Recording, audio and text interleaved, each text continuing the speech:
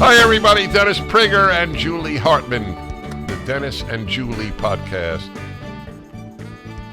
Before anything, and at the risk of, not alienating, certainly, at the risk of boring, even, which is the one unforgivable sin in any communications aspect of life. I just want to say I really enjoy this show. It's so much fun. It's really a fun. highlight of the week. It's really something. We both feel that, and it's I guess it has to be communicated to the people watching or listening. I think it is. I don't feel, and this is something that I'm sure you have never felt a day of our show, but when we started doing Dennis and Julie, I was really nervous when we started doing it out of my dorm room because I was thinking, is this going to work? I want to make Dennis proud. You were saying every episode that this was the first show that you've ever done with a co-host. Correct. And trust me, that was not lost on me, how extraordinary that is. And so I was so nervous. And then very quickly, it just was so natural. And now I feel anti-nervous. It's not even that I feel neutral. I feel so calm and relaxed. That is a term I have never heard. You feel anti-nervous. It's not neutral. I feel, and maybe... Wait, what is the difference between non-nervous and anti-nervous? I'll tell you. Yeah. And by the way, I'm not so convinced that this is a good thing, but it's nevertheless the reality. I feel like I can say anything on this show. That's what I mean by anti-nervous. Of course, I think in my daily life, like you, I try to think about what I say and make sure that I'm communicating with clarity and with fairness. But really, there's no topic here that is off limits for us. And if a thought comes into my head on this show, I never think, you better not say that.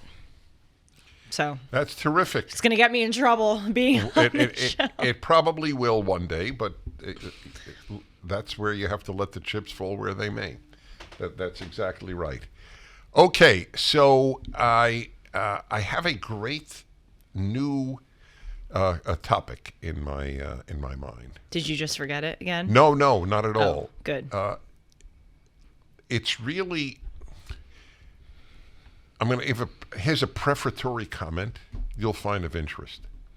When I was in my 20s, which I remember my 20s better than my 30s or my 40s. Really? Yes. Oh, I remember like yesterday. There are a whole host of reasons we could talk about another time. But anyway, I came to so many realizations about life in my 20s. And I remember thinking, how many are left? Boy, do I relate. I feel sheepish saying it. I say it to almost everything you say, but it's true. I think about that every day. I go, am I going to reach a limit? Right. And then I'm going to stop having realizations? So it's both good and bad, because I think, I have a new one that I'm going to share now, and I think, why didn't I realize this 30 years ago? This is so obvious. And anyway, I just wanted to share that. So I have said this in the past, but I now understand it much more deeply, literally as of a week. I don't know what prompted it. I've always said this, but I never realized how important it is and what people should do with it. I have a great recommendation to people on how to figure out whether they're telling the truth. This is really something. This is a big deal. So here is the statement. People believe what, and in general, all these things have exceptions, people believe what they want to believe. People do not believe what they do not want to believe.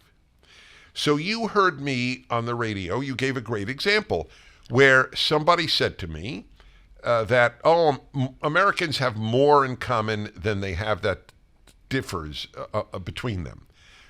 That is a perfect example of people believe what they want to believe. That is not true.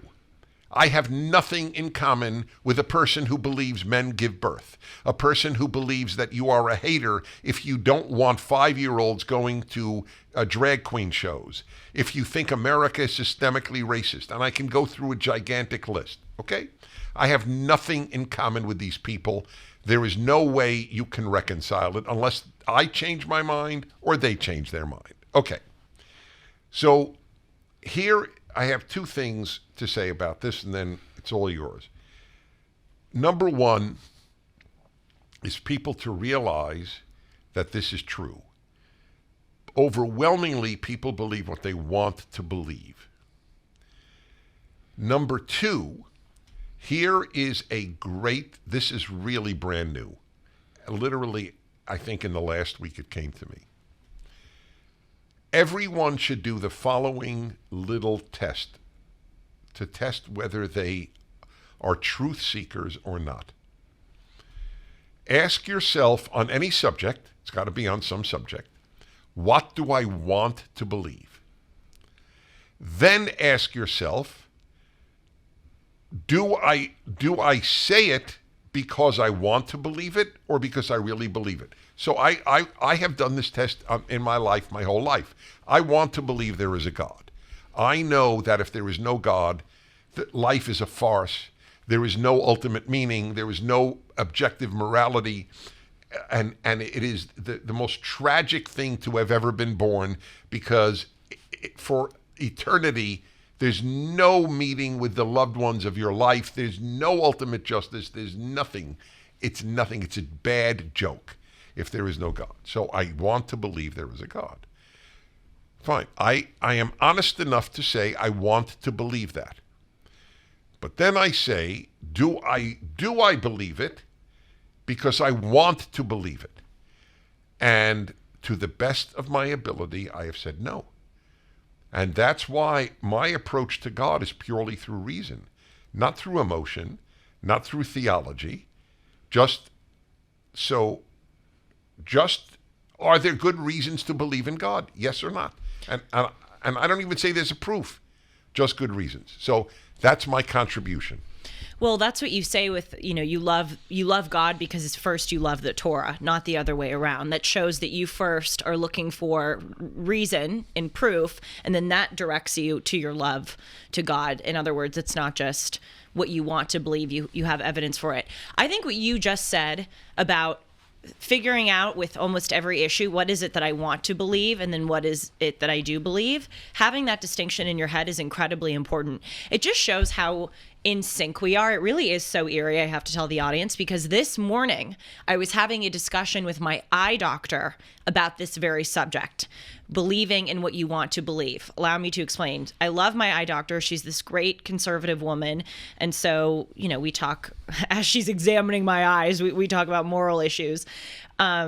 And so I haven't seen her in a year, and she, we were sitting down and she was asking me about my lifestyle habits, my medication, my alcohol consumption, my exercise routine, etc. And I was sitting there and I noticed myself wanting to hide things from her because I didn't want to appear as irresponsible or undisciplined in her eyes. For instance, she asked me, how often do I drink? Which, by the way, just on a separate note, drinking is bad for you in many ways, but it's apparently there are a lot of studies coming out that it's bad for your vision. In addition to your heart, she was saying it's bad for your vision. And so shows you, I'm very honest on Dennis and Julie. I drank a lot in college, as I think a lot of people did. But, now that I'm out of college, I'll drink maybe 2 or 3 times a week. But I noticed myself not wanting to tell her because I was a little bit ashamed or embarrassed, even though it wasn't excessive. I wanted to tell her I drink 1 time a week instead of 3. Or she was asking me how often I work out. And then it sparked this discussion where I admitted to her that I wanted to hide it. I said, I will be honest with you. I'm a bit ashamed to admit this. I don't work out as much as I should. I probably drink a little bit more than I should. I, eat bad food more than I should. And it sparked this very interesting discussion where she said a lot of people who come into my office, and when I ask them the same questions, they don't want to tell me. They have the same reaction as you. They don't want to tell me the actual truth of their lifestyle habits because they want to believe that they have a healthier lifestyle than they do, and that if they are having health problems, it is not because of their lifestyle, it is because of some external thing. And it made me think, boy, if you can't confide in your doctor, if you in the situation that is there to help you, who's there to help you, that is the most safe arena to tell the truth. The doctor's not there to judge you. The doctor's there to help you. Even in that arena, if people, myself included, are a little bit embarrassed, it shows you the extent to which people, as you are saying, want to just believe what they want to believe. They don't want to embrace the truth. If people, did you finish? Because go on and I'll continue. Well, no, continue. I know what I want to say. I just think that this is a problem that doesn't just afflict us politically. It afflicts every part of our lives, a personal part of our. And I know you know that, but no. I know you know that I know it. I'm just saying, to reaffirm the truth of what you're saying, not because it's obvious. And I view it, again, I succumb to this too, but I view it as a shirking of my personal responsibility, a responsibility to myself, responsibility to my family, responsibility to my country, if I just believe what I want to believe. And I was sitting there in the office this morning, I was going, Julie, you're only harming yourself by telling her that you only drink once a week when you drink 3. Tell her the damn truth so that she can help you, Or in other words, when you start to realize the harmful effects of your just believing what you want, you're less likely to do it. Correct. So what I wanted to say that was important, by the way, it's just another example, by the way, as we both know. People should embark on this like today. Make a verbal list or even a written list. On any subject, what do you want to believe? Macro or micro? Do you want to believe, for example, everybody wants to believe their kid is wonderful. Right. Is your kid really wonderful? My parents would say yes. No, I'm kidding. My parents did not say yes. My parents actually wouldn't say yes. No, they finally said yes later in life, but I didn't do any homework and I didn't schoolwork, and they thought I'd end up a bum. Actually, my mother kept saying JD, which you never heard of. JD to you is Doctor of Jurisprudence. Right. JD in my era was juvenile delinquent. When my mother said you're going to end up a J... Oh my gosh. Thank God I was really given a resilient spirit. Thank God. Because I could have been crushed at home, to be honest. And this is not anti my parents. I thank them for a million things. But they thought I was a loser until I would say mid-high school. And then they weren't sure. And then all of a sudden, he's not a loser. Then, wow, he's a real winner. Mm-hmm. That's how it really went to. Loser, maybe not a loser. Okay. And then, wow. Okay. In any event, they did say, you'll be a JD. So here's an example of every area. It came into my mind about your children. So every parent should ask, what do I want to believe about my child? And then ask, do I believe it because I want to believe it? It should be done in every area. Do you believe America is systemically racist, or do you want to believe it? Mm-hmm. Do you really believe it? By the way, I ask this every atheist that I now have a dialogue with. I ask a question. I love when you ask atheists. It is the right question. So say it. Dennis asks atheists, do you hope that you are wrong? Right. Do you hope you're right or wrong? Right. Do you, in other words, if you could have an answer, would you want there to be a God? And that is totally the well, that's how I question. know if they're intellectually honest. Right, of course. If you don't hope you're wrong as an atheist, you're a fool. I mean, you don't hope, Eddie, you're lying to yourself. You don't hope. I said this to a very prominent atheist who said, I don't know, I'm not sure, what do you mean? I said, well, wait a minute.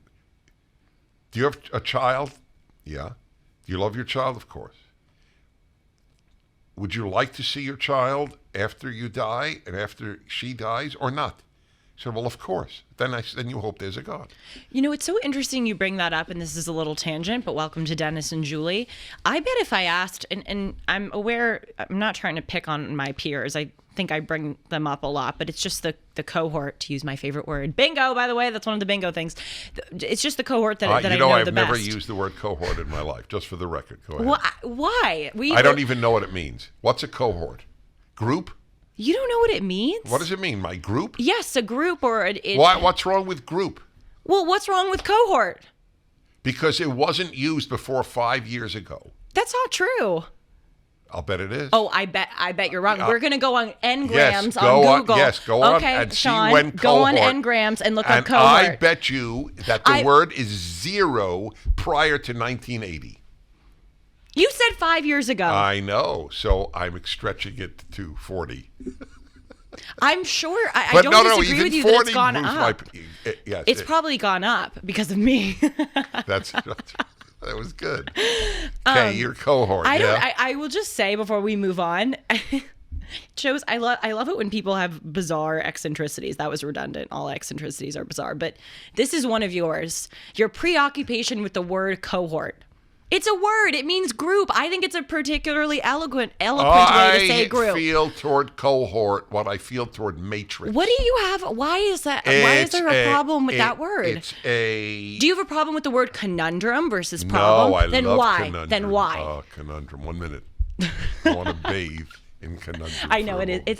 That is a great word. It is a great word, and it's been used since Shakespeare. Well, what does it matter? Okay, Mr. Principal here. Is your principle that conundrum is a better word than cohort because it's been used for longer? Yes. So you're an ageist? Yes. So I'm not somewhat. Yes, that is correct, because things prove their worth over the ages. Why is some music great? Because it survived I feel like I'm witnessing irrational Dennis. It's my first time I've ever witnessed it. I am gonna fight you on this. There is nothing wrong with the word cohort. So Sean, I get your music analogy, but this is a word. One moment. Sean, put your hand on the Bible and swear to tell the truth and the whole truth and nothing but the truth. And if the Bible isn't there, put it on Vivek Ramaswamy's book. Okay. So you swore. Okay, his hand is up. You can put your hand down. When was the last time you used the word cohort in conversation? Never. Thank you. Never. Okay, thank you. Well, that's Sean. Okay, so Sean is way younger than me, not as young as you. But even if it's true, what is so bad about the word? I didn't say it was bad. You have a guilty conscience over cohort. Did I ever say to you it was wrong? No, but you make a fuss about it. No. Did you hear that, folks? She said no. Okay, continue. There it is. There's the cohort chart. Oh, you said it was 0. You said it was 0. No, that's it's 1800. Not 0. I'm right. At 1920, it is virtually 0. But and you now said look, 0. It's not. Folks, virtually 0 is different than 0. Please look at that. Look at that. It's like unconditional love. In the 60s, it became a mountain from nothing. So again, before we move on, because I'm sure the listeners are riveted by this. Yes.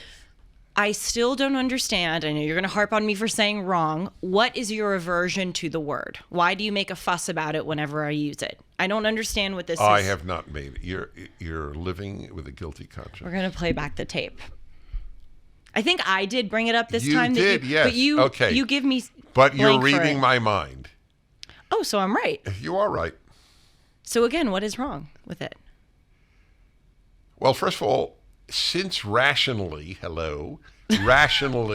I know there's nothing wrong with it. Okay. My emotional response, I control. But I have to say, I won't use the term. Okay, well, I'm going to use it many times throughout this broadcast, just out of my love for the word cohort. No, out of your desire to annoy me. That it is not true out of love of cohort. Okay, go ahead. Moving on. Yes. I was just saying. Translate into which language? Oh, is that yours? That's me. Oopsies. Wow. I have. They're all listening. No, what I have is your phone set to whenever you use cohort to somehow annoy you. Okay. Okay. So I was saying, I feel hold on. Are going to learn to be more professional. That's what you're going to do. Instability, vulnerability, uncertainty, volatility, precarious, unpredictable. All of these words describe our banking system as evidenced by the recent collapse of 2 banks. Julie Hartman here for AmFed Coin and Bullion. This was the second largest bank failure in history in the United States, and the Federal Reserve has been scrambling to keep this bank run from spreading.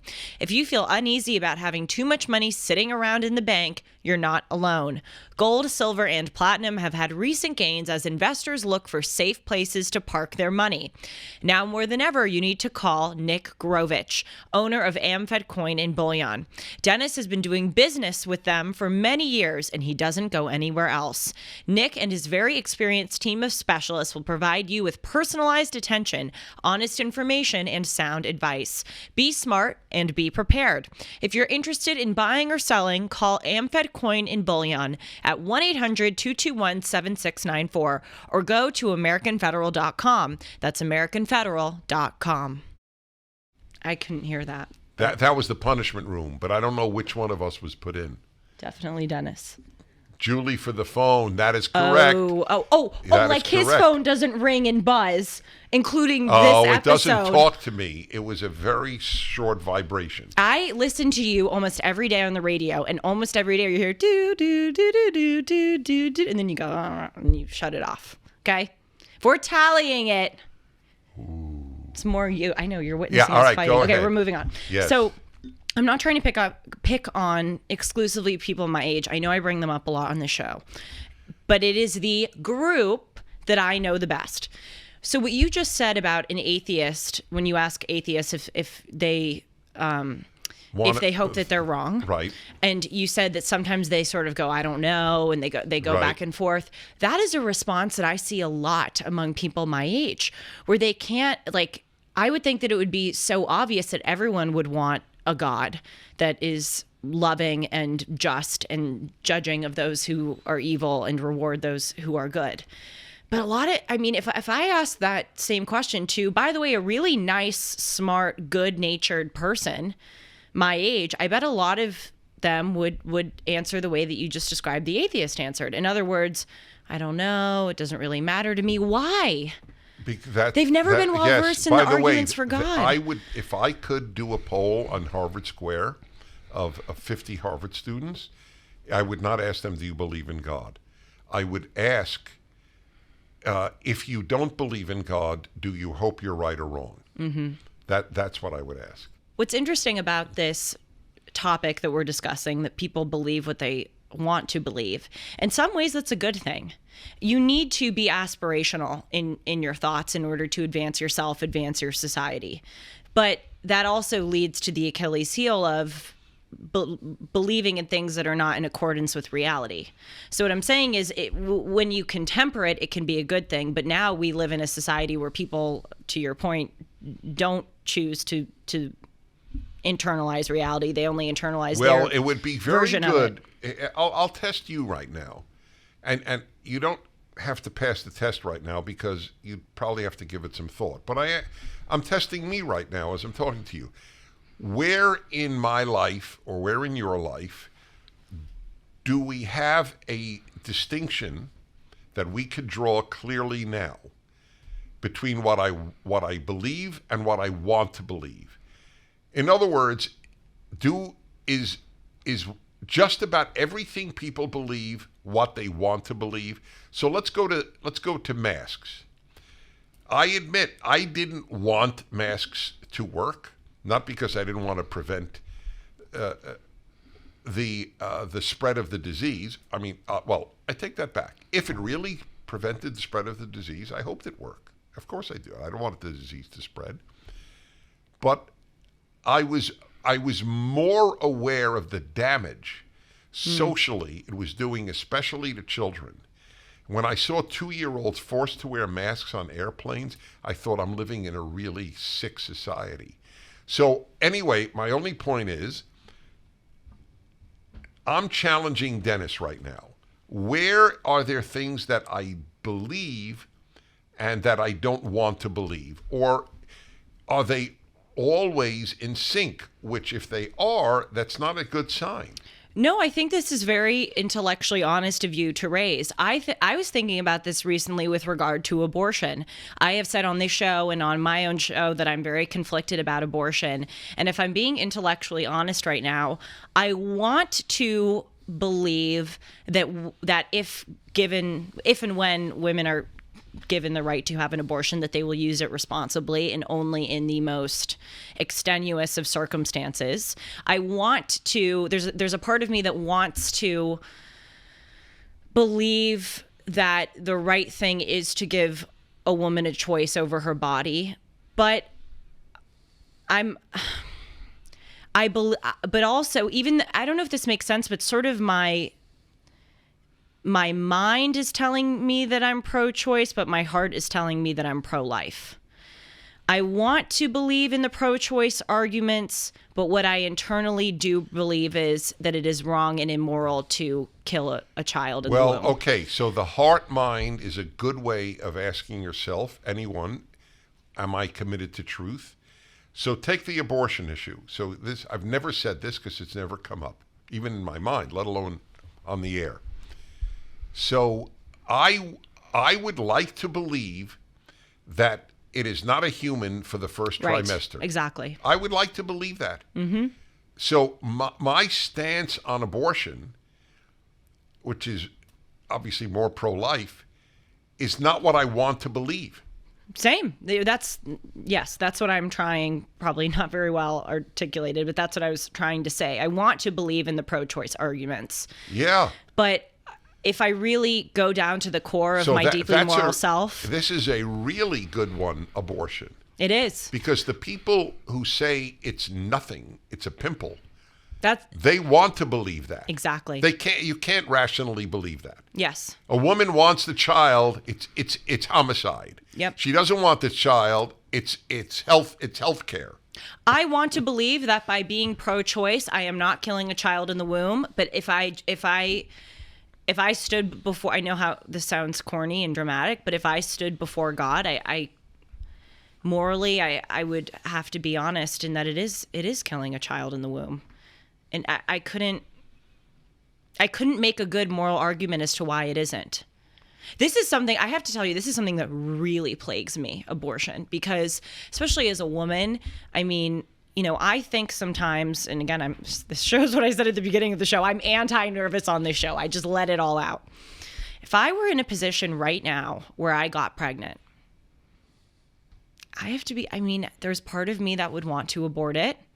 And there's a part of me that would think it is horribly morally wrong and that I would be a terrible person if I aborted it. It's really a tough thing. I see how I'm 23 years old and having a child right now would not be good. I don't think I would be able to take the best care of the child. Husband. There would be no husband, but also I would also view it as literally as killing another life. This is an interesting it's really hard side detour here, which is redundant. Detours our side, but it's okay. I said bizarre eccentricities. I know you did indeed. I think you could have non-bizarre eccentricities. You were a little too self-critical. But would you consider giving the child up for adoption? Well, I think that would haunt me. If I had a child of my own and gave it up for adoption and then would think for the rest of my life and that child's life that my kid was out there, the answer is no. I would either abort it or keep it, and probably I would keep it. Because I just don't know. I just don't know if Julie, would be able to go through with the abortion. But I wouldn't give it up for adoption. You would sooner abort. I would. Yeah, I would, honestly. Yeah, no, I appreciate. And by the way, honesty. that's being very honest, and maybe that's selfish of me, because it would be easier for me to not know that there's a child of mine out there living without me. So I guess it's more selfish for me to say that I would first abort it than give it up for adoption. But again, I'm just being honest.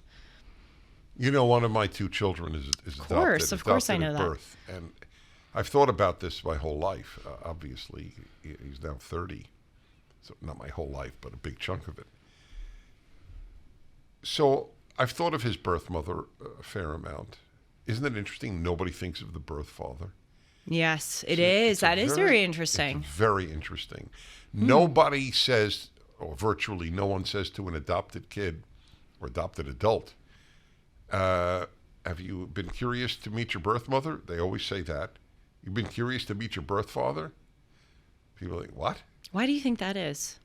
The birth father obviously didn't carry you. That's that's a biggest factor. And basically, and it's often not even fair, but he's regarded as basically a sperm donor. He doesn't have a human face, as it were, to people. But I've thought about that. If I don't have an answer. I'm not a woman, and that in this instance it matters. I do think, because you carrying it, you have a bond, or can have a bond, in giving birth, and the baby comes out, and you see that child. And I think of it as, would I be happy if I knew the couple adopting the child was a loving, stable, good, in my case, religious couple? Or is it's not irrelevant, of course, but there's no way to assuage my bad feelings. I don't know the answer because I don't give birth. Right. But that's the question, obviously, that a lot of people ask. However, I would say to any woman who is pregnant, and it was unplanned and unwanted, between abortion and giving a child to a loving couple, I mean, it's so bizarre. Talking about bizarre, that is bizarre, that I would feel worse giving the child up to a loving couple than killing it. Well, look, that was kind of my answer to you a few minutes ago. No, but I understand it, but I recognize it's selfish. It's morally, extremely. Also, just to note, it's one thing to talk about this in the ether. It's another thing if it were actually reality. If I were in this situation, I really do think I would sooner. I think actually I would sooner give it up for adoption than abort it, knowing me.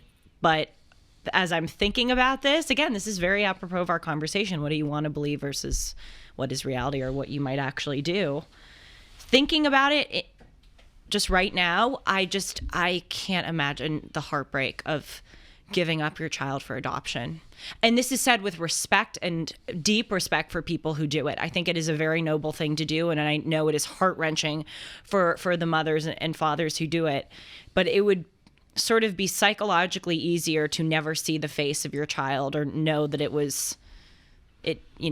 sort of pretend like it never existed, i.e. to abort it, than to give birth to it, see it, and know that it can't be yours. So this is this abortion thing. I have been thinking about this so much lately because I no longer think that I can in good conscience say that I am pro-choice. Because my views have evolved, but also I have come to view it as me following what I want to believe versus what is morally true. And what is morally true is that you are killing a child.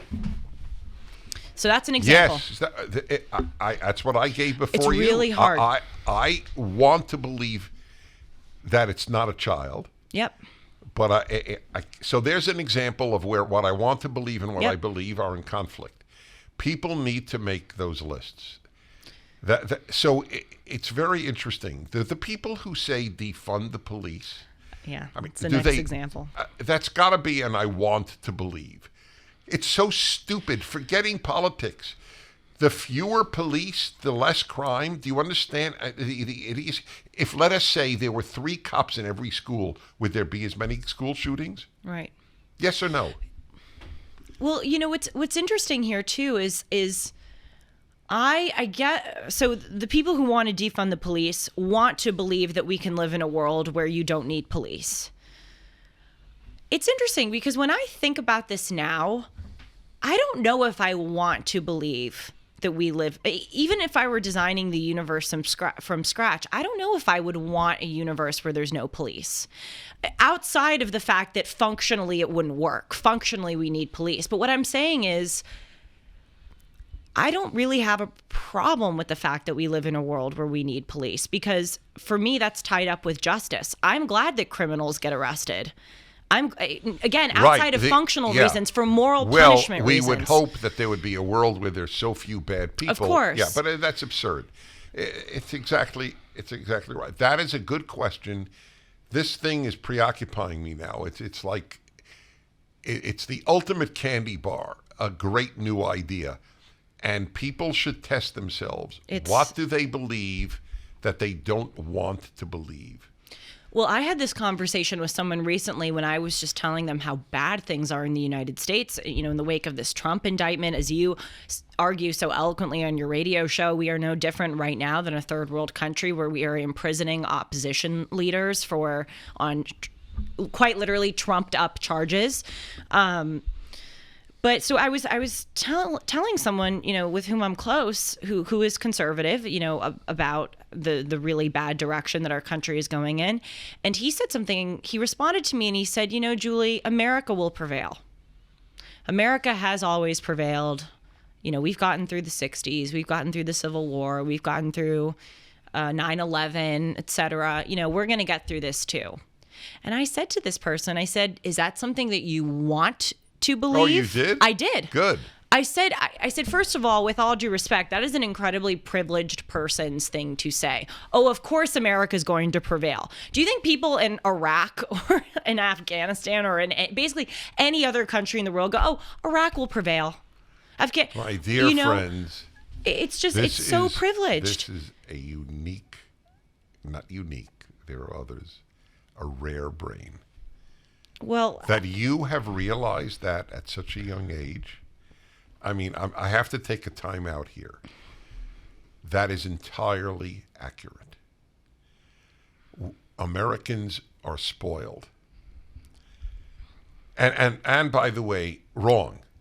There's nothing written celestially that America will prevail. Yeah, we think it's our birthright. We think that it just happens to us. The people who say that annoy me. Me too. They mean well, and they annoy me.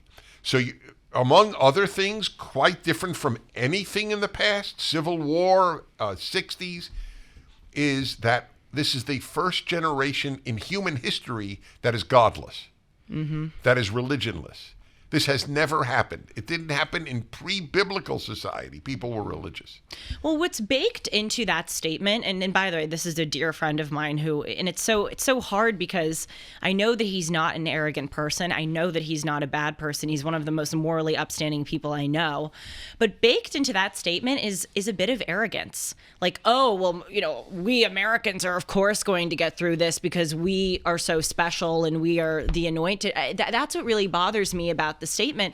And there's just a total lack of understanding of history. I mean, I really think what is at the root of every single problem we see now, and I mean every single problem, is that we are so effing spoiled.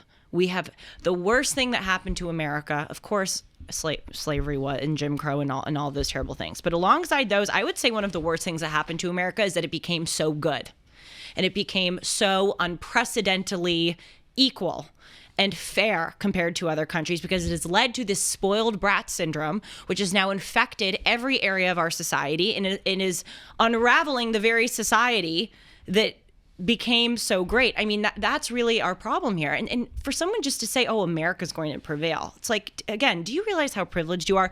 But anyway, I said to him, is this what you want to believe? Or is this what you really do believe? And actually, Dennis, I think it's both. I think that he certainly wants to believe that, but I think he also truly does believe that America will prevail because America has. Yeah, I believe he believes that. I think he's brainwashed into truly believing another it. example, the one that really has annoyed me all of my life. People who say people are basically good. That is such. Well, that's by the way, that is a function of how good it's been to Americans. There's no doubt in my mind, if you asked Russians, are people basically good? The overwhelming majority would say no. Where people suffer, they don't answer the idiotic answer, human nature is basically good. You have to have been so spoiled by a decent society, which America has been until the very recent past, that you believe that nonsense. But that's a great example of, like the rabbi I debated on the issue. He wants to believe that people are basically good. The proof is he's a rabbi, an Orthodox rabbi, believes in the Torah, and the Torah says God said we're not basically good, and God's wrong. I know. So it proves he believes it because he wants to believe it. It doesn't even matter if God says you're wrong. You know, another example of our spoiledness is the unbelief in God. It is a luxury to not believe in God. It is a luxury to not need God in your life. To think you don't need God. Right, of course. Well, that's a very, very important distinction. That's like when you correct me when I say we were sent home due to COVID. You go, no, we were sent home due to lockdowns. Those itty-bitty distinctions matter. You're right. It is, you know, it's funny because if you look at the people in this country who don't believe in God, it is overwhelmingly the affluent. The people who have had it so good that they think that they don't need to rely on religion. There's an old saying, you'll love this. What's it? He's a self-made man and he worships his creator. Yes, you said that. You said that on a recent episode. Minute 46. Yes, I believe episode 53. That. By the way, since you're into little corrections. Yeah. Oh no. What did I do? There's no way you would know this. I know. I did but something. But I have cared about this. I've cared about speaking proper English since I was a kid. You said heart-wrenching. It's heart-rending, gut-wrenching. Heart-rending? Yes. I've never heard that. Look it up. What is it? What is heart-rend? The same. Rend is to tear apart. To rend is to tear. And gut-wrenching. Yes. Yes, you're right. You wrench your guts, you rend your heart. All right. Noted. I'm sure it is. With you, it is noted. No, it's seared into my memory. Once it is. Just when you thought it couldn't get any better, Mike Lindell with MyPillow is launching the MyPillow 2.0. When Mike invented MyPillow, it had everything you could want in a pillow. Now, nearly 20 years later, he discovered a new technology that makes it even better. The MyPillow 2.0 has the patented adjustable fill of the original MyPillow, and now with a brand new fabric that is made with a temperature-regulating thread. The MyPillow 2.0 is one of the softest, the smoothest, and the coolest pillows you'll ever own. For our exclusive listeners, the MyPillow 2.0 is buy one, get one free with the promo code Hartman. MyPillow 2.0 temperature regulating technology is 100% made in the USA and comes with a 10-year warranty and a 60-day money-back guarantee. Just go to MyPillow.com and click on the radio listener square to get the buy one, get one free offer. Enter the promo code Hartman or call 1-800-566-6745 to get your MyPillow 2.0s now. Here's an interesting question on that. Does it matter? And I think it does. I'm sorry, does what matter? Diction? The proper speaking. Right. People have come to an instrumental view of language. If people understand what you're saying, it doesn't matter if it's correct or not. So, I mean, theoretically, I could say, me go to the drugstore. Do you understand that? Perfectly. Does it matter? Right. So, right, does it matter? By the way, me has become a subject. Me is always an object. Me and my friends went to the store. No, my friends and I, or I and my friends. You don't say me went to the store. Why would you say me and my friends went to the store? But it is now, me has become a subject, not an object. Or not only an object. I think it does matter. A, because the B is more important than A, but A, because I just think it's important to be an elegant, well-spoken person. For me, it goes along with your favorite word and my favorite word, dignity. Mm-hmm. I view it as dignified to have proper language. But also, I really, really try to have proper language, even though you're right. It's actually quite an interesting question because you know what I was saying when I said heart-wrenching, even though it's not correct. I know what you're saying when you say me go to the drugstore. But I view clarity as important in every part of my life. My clarity in my language. If I am scrupulous in my language, then I will be scrupulous in my thoughts and my actions. I view everything as, does that make sense? Interrelated. I really do. I end my show timeless by saying each of our thoughts, choices, and actions shape who we are. I really believe that. Everything that we do, literally everything what we think, the way we interact with the cashier, the way we speak, the way we drive, the way everything, I think, culminates and adds up and shapes who you are. And that includes proper language. That's the use of heartrending. Oh, fascinating. Here, I'll let people Well, yeah, but the better one to look up is heart-wrenching. Heartrending is accurate. This is only telling you that it was a more common term in 1840 than in 1940. But if you look up heart-wrenching, you will see it didn't exist because it's not the proper term. It's so interesting. People don't care, though. No, they don't. Why do you think it matters? I'm sorry to interrupt you. For your reasons. Right. And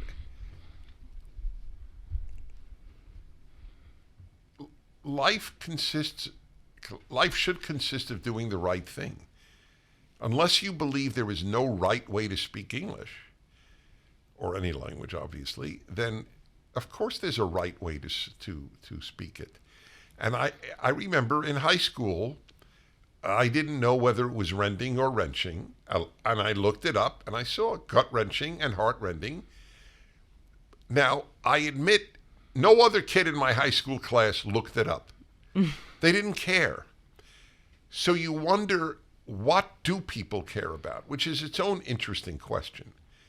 If language doesn't matter, and by the way, this applies not just to people on the left. My favorite example on the right is all the religious Christians who call my show and tell me it doesn't matter what you wear to church. God doesn't care how you dress. So what does God care? Seriously, what does God care about? Here, look. Okay, is my proof. Gut-wrenching was not used at all until when? What is the last year? 80. Yeah, exactly. 1970. Heart-wrenching. When people started to use English improperly. Look, people should see that graph. It was 0 because it doesn't exist. Yeah. It's not a term. Well, it's a loosening of standards writ large. In every area of life, there's been a loosening of standards. And people who don't dress up for church are part of the problem. Right. Well, my mother made me dress up for the airplane. I know. I love that. My dad says that too. I think that's so endearing. And right, I think that's right. I also, and I've said this on the show before about myself, and I know you feel the same way. I want to reach my potential, my fullest potential as a human being.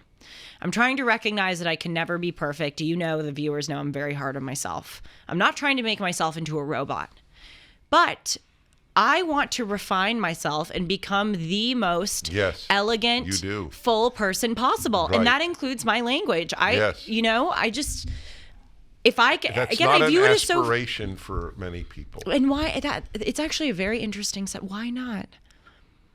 It is so. I say this. It is really empowering and fun to be able to correct yourself and mold yourself into a better person. Who doesn't view that as empowering and fun? I don't understand that. People don't think about that. Well, I'll tell one other thing that's been on my mind. So I recently read this incredible book, Dennis, you would really enjoy it, called A Flag Worth Dying For by Tim Marshall. And he goes through, not all, because that would be a very long, detailed book, but he goes through many of the flags of the world and explains their origins. And of course, by explaining their origins, you learn so much about a country's history. Right. It is, you would really, really love the book. I love that. I think anyone would love the book. Again, A Flag Worth Dying For by Tim Marshall. By the way, before I go on to my point, I did not know that the Union Jack, which is the flag of the United Kingdom, is basically the 4 countries, England, Scotland, Wales, and Northern Ireland, flags superimposed onto one. Did you know that? No. Okay, this is so cool. This is if Sean can pull up a photo of this.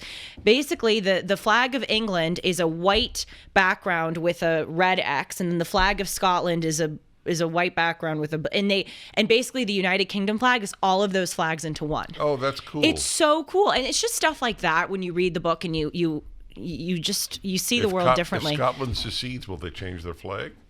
I don't. Well, Scotland has its own flag. I know. And then, if Scotland secedes, will the UK change its flag? I don't know. It's an interesting one. It is. And then through that book, I learned about the Northern Ireland conflict and versus the Republic of Ireland and Protestants versus Catholics. It's an amazing, amazing book.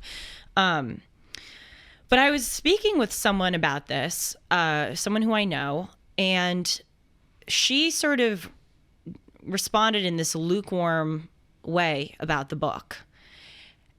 And it got me thinking, look, obviously not everyone is going to have the same interests as I do. I recognize that. And to your great point, it's a good thing that we have diversity in natures and interests, because that's what makes the world function and makes the world interesting.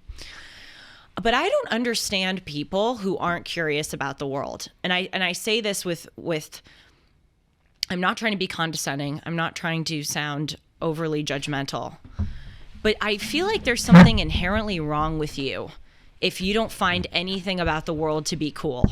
G.K. Chesterton, who I know I reference a lot, talks about in his book Orthodoxy being a cosmic patriot. That's a term he uses, like having sort of a patriotism towards life and being not just being a patriotic citizen or a dutiful mother, father, husband, wife, child, etc., but being clued into life and being patriotic of the fact that you are in this world and you should try to understand it and find interest in it. I love when he wrote about that. I think that's so true. And a lot of people don't have that cosmic patriotism, and it leads to a very dull life. But you'll love that. Yeah, you know what I said to my kids if they'd say they're bored? No, you're boring. Yeah, and they never said it again that they were bored. But it's a great answer. Parents should give that. If you're bored, you're boring. Yeah. That's what it means. And a lot of How people could you are. be bored? It doesn't. I have to acknowledge I got a lot of things I have to fight in my own nature, like everybody. But I have never been bored. Well, that's not true. I was bored in school because I wasn't allowed to do all of the things that interested me. But seriously, aside from that, what is out there, the ability, I mean, music and languages and literature and reading and playing, and I mean, I don't understand it. You're right, I don't understand it. And growing up, I had this idea that it was easier to lead an interesting life if you were more affluent, because you can go to museums, you can travel, you can have certain experiences, meet certain people, go to certain places that other people can't. And of course, there's an element of truth to that. But I think that's sort of a farce. It is actually remarkably easy. Yes, I'll bet I'll bet a lot of the affluent are bored. There are no challenges. Definitely. But even, I mean, go to your library and check out a book, or go. I know this sounds like boring to some people. Go up to your town square and try to read the plaque. Like read the plaque of whatever statue's there. Just look up and pay attention. Right. And if you look up and pay attention, you will find that everything around you is cool and interesting. That's my little Dennis and Julie sermon. That was a good one. What's our story, Sean? Oh, cool. Do you know... I didn't hear. What is the story? He wants us to go another 2 hours. We could. That's true. That would be fun, actually.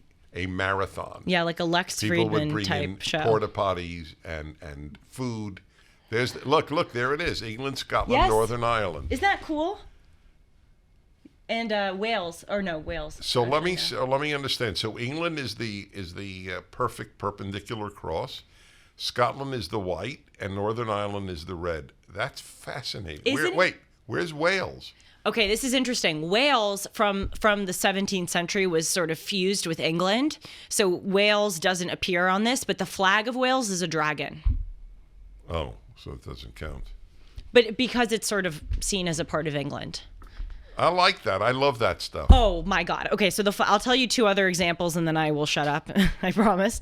The flag of Brazil is really cool. You know, it's green and then there's a globe. The globe, yeah. And there's stars on the flag, and it actually is the constellation of the night that Brazil declared independence from Portugal.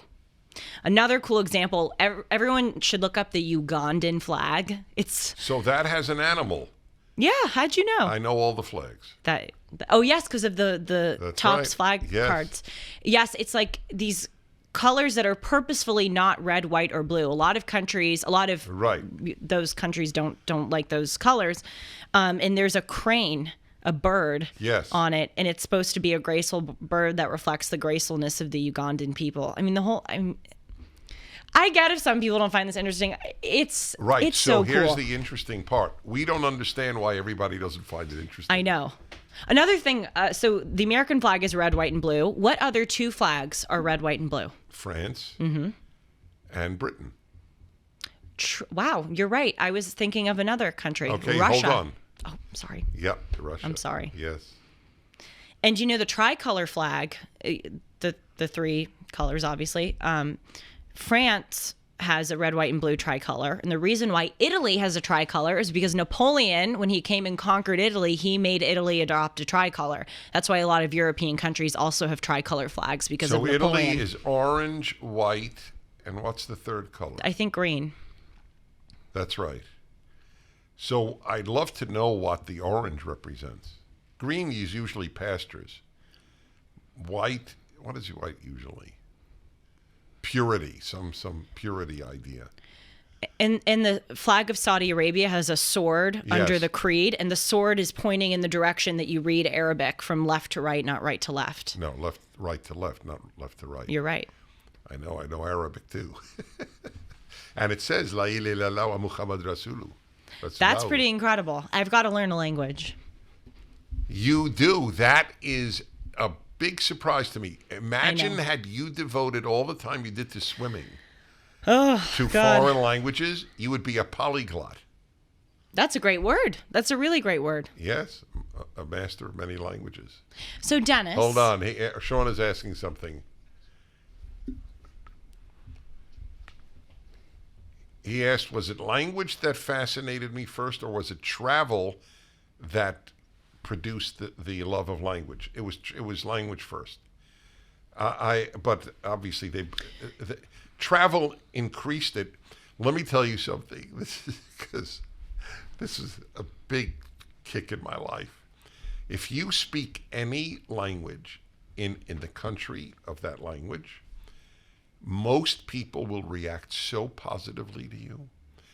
I remember I asked a guy in Morocco in one of my first travels abroad, and I was studying Arabic at college. So I said, Aina al-Barid. I remember the sentence, where is the post office? The guy sees this American white face come out with, where is the post office? And it was in Rabat, Morocco, and I remember thinking, I could run for mayor of Rabat. That is how popular I got. Steve Marmer, whom you know and we have made reference to, was on one of my cruises with listeners many years ago. One of the places we went was Russia. Wow. Wow. Yeah. So in St. Petersburg,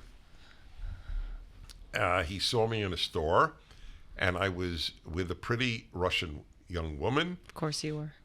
Correct. That's fair. I'm kidding. And no, you're not kidding. I'm not. You're entirely accurate. So, and I was speaking Russian, and he came over to me afterwards, and he goes, "Oh my God, I can only imagine how you were in your 20s." Oh, chicks must have flocked to you. If you charisma, public speaker. Thank you. Okay, I wasn't even thinking that, but that's great. But knowing any of their language, that was the ultimate. That was truly. Especially if you don't struggle with it, but especially if you're a little earnest and struggling slightly, and they can correct you. Yeah, well, they could, believe me. I would still struggle, but I don't understand why people don't want to learn languages. I really do. Unfortunately, I didn't have the best experience learning Spanish in high school. I actually really liked my teachers, but it didn't really click with me. There was a book, by the way, I've been meaning to ask you. You said on this program that I should read about the formulation of different languages. Yes, The Story of Language by I.M. Pei, P-E-I. I must have read it 3 times. Oh, I'm going to get it. You will go nuts.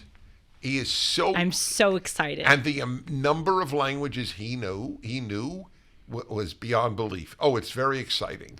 I love reading about the obscure ones like Finnish and Hungarian. they fascinate me because they're not related to anything. They're related to each other, but Finns and Hungarians don't speak to each other at all any more than we do. Have you ever seen either of those languages? Go to translate on the internet. Yeah. Right. And put in anything like, hello, how are you? In Hungarian or Finnish, you will have no idea what it says. If you got Italian or Spanish or anything else, it would make sense to you at least. Mm-hmm. But they don't. I learned a valuable lesson from our dear Astrid, who I love talking to. She just started her own radio program in Denmark.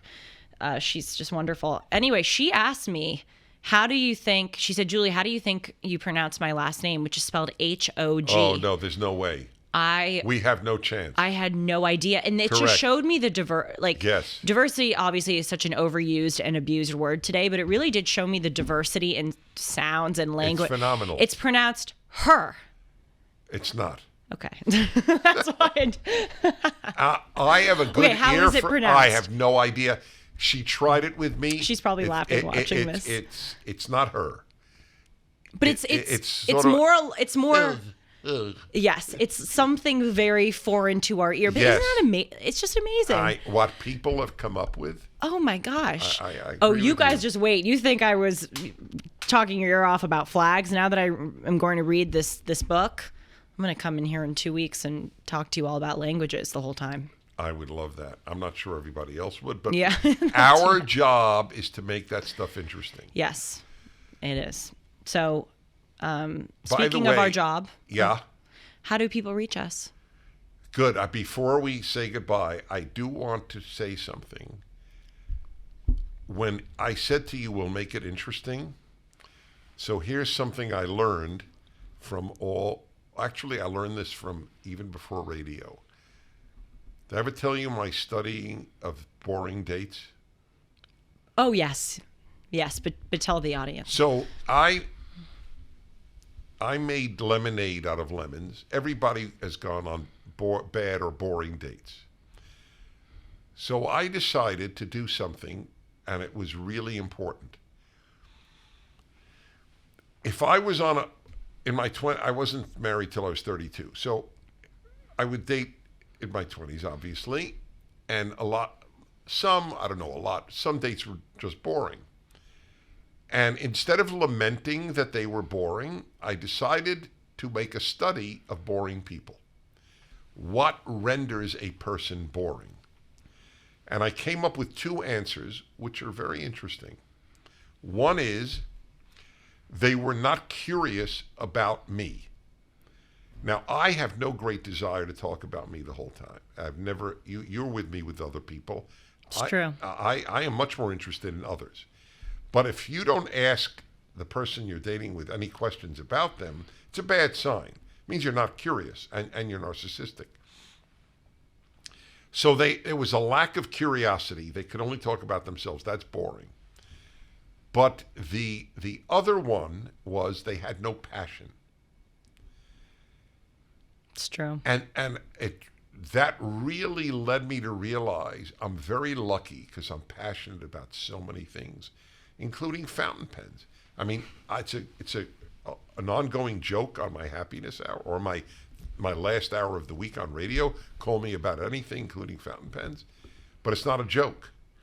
You saw it and you relate to it. This is your nature. Yes. When you sat in my house a few weeks ago, and fun. What are you looking at? And I'm looking at inks. It was a very big moment to me about you, that you got into all the colors of the inks. I will be honest with you, Dennis, that actually was a really big moment for me about me too. Because as I have said to you and as I've said on this show, this show's so fun and great for so many reasons, but selfishly, I've sort of watched myself grow up on this. I mean, I am growing, but I've watched myself kind of progress. And I remember talking about this and saying that I need to do a better job coming up with a hobby. And by the way, I think this is true of a lot of people my age when they think a hobby has to be some very specific, conventional, active thing that has been traditionally called a hobby, like riding a bike or playing an instrument, etc. When I was sitting there with you and I was so enamored, as corny as it sounds, with the different gradations of color that different fountain pen inks have, I realized this is my hobby. My hobby is learning about the world, being interested, and being taken with something that catches my eye. That's not conventionally understood as a hobby, but that sort of liberated me from thinking that I had to develop a specific skill or... Does that make any sense? Yeah, life is your hobby. Yes. That's a good one. And it's yours. Anyway, we'll conclude with people listening, take this test. What do you want to believe? And is there any time that you want to believe something but don't believe it? Otherwise, you run the risk of only believing what you want to believe.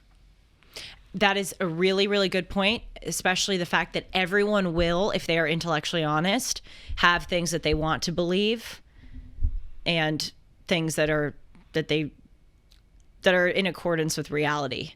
For us, it's abortion. For any good person should have. If you're intellectually honest. Yes, if you're intellectually honest. So, Dennis, for the sake of Prager Memes, which is this online meme account, which we adore, how do people reach us? At Dennis Julie Pod.